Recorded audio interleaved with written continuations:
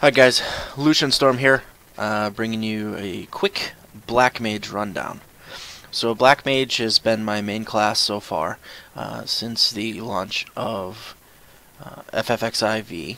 Okay, so I wanted to kind of go over a few things here. I know that there's really not that much of an in-depth guide that I've found, with the exception of some forums. So hopefully this will spark some interest to people who have never played Black Mage and also give some insight as to the class as people just about hitting 50.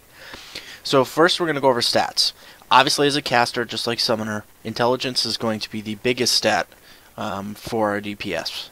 Next would be our Accuracy. Now you're not going to have to worry about it while leveling, but when you're just about ready to go into the coil, there's a lot of theories out there of an actual hit cap, kind of like World of Warcraft, a certain hit rating. They're saying anywhere between 435 to 450.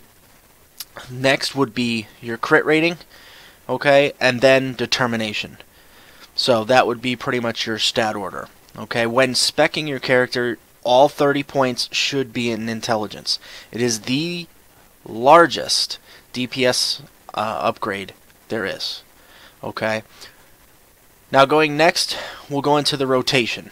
So Black Mage is very, very rotation oriented.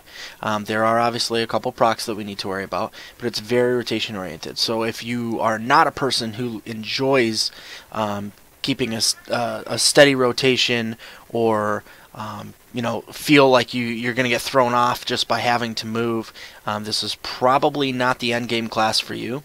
As blunt as that sounds. Very, very oriented around your rotation. So basically what we'll do first is we're going to start with casting Swift Cast. Obviously its ability, as you see down there, it makes our next spell instant. We'll start with Swift Cast and then we'll go into Thunder 3. Now there's 3 levels of Thunder. Which one do I cast? So when starting the fight and you have an instant cast, Thunder 3 does have a higher potency, okay, and will do extra damage, obviously, if Thunder's already on the target. Now, the length of cast time is not worth the small amount of potency that it has above Thunder 2. So, unless you either have Swift Cast up, okay, or you get a Thundercloud proc, which basically makes a thunder spell instant, okay, we would use Thunder 2. So, the beginning of the rotation would look like this. Swift Cast, Thunder 3, okay, then we'll go into Fire 3, which will, the reason why we're casting this doesn't have that great of damage the first time you cast it, but it will give us 3 stacks of Astral Fire. So basically at that point, you're going to use fire up until roughly 500 MP.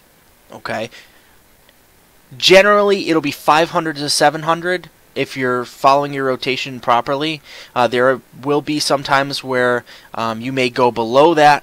Be very, very careful. Make sure that you're ready to use your convert if, in fact, you cast too many fireballs. Okay, so make sure that's always on a hotkey, or you know, somewhere on your bar that you could be using.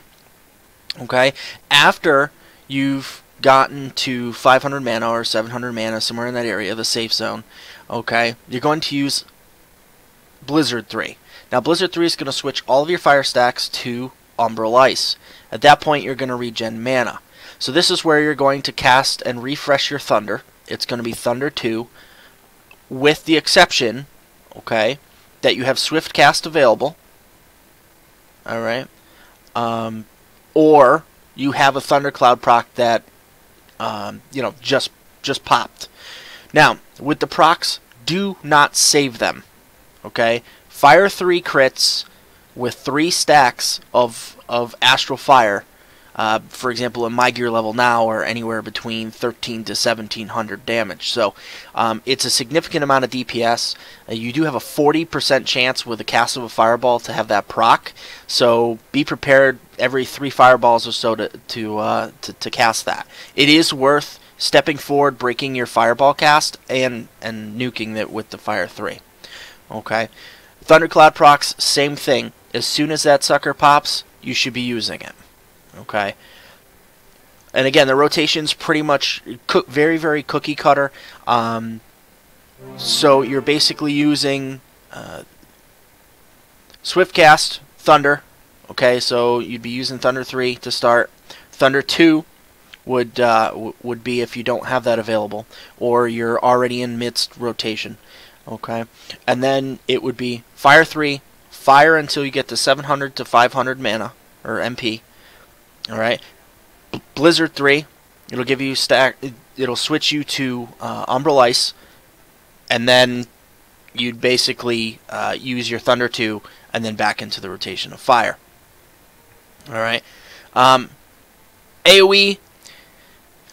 Fire 2 can be substituted for fire. You're only going to probably get about 2 or 3 of them off before you have to use your Blizzard 3. I personally, unless there's more than 3 mobs on the tank, I usually just single target the actual targets. So, some tips and tricks. So, Black Mage, you lose a lot of DPS from moving. So you have to know the fight. Okay, so Titan. Ifrit's another one. Obviously, it's fairly early content, so you should know those fights. Knowing the fight will actually increase your DPS because you could predict a lot of the moves and move with them. So you could cast, for example, Demon Wall, right? You know when the planes of the purple are going to move on the floors. So if you have a proc, and I know I said earlier don't save it, but if you know that you're going to have to move in a second, okay, use that proc when you're moving. Scathe, too. Instant cast, it is on the global cooldown, which is 2.5 seconds, so it's not the greatest. It doesn't do a heck of a lot of damage, but it's still DPS if you're moving. So make sure you have that on your bar, you're using that when you're moving. Because it's very, very, very important that you're doing some sort of DPS while you're moving. Okay. So, guys, I hope this video was helpful. Any questions or anything you guys want to see in possibly a next video, please comment in the comments below. And don't forget to subscribe. Thanks, guys.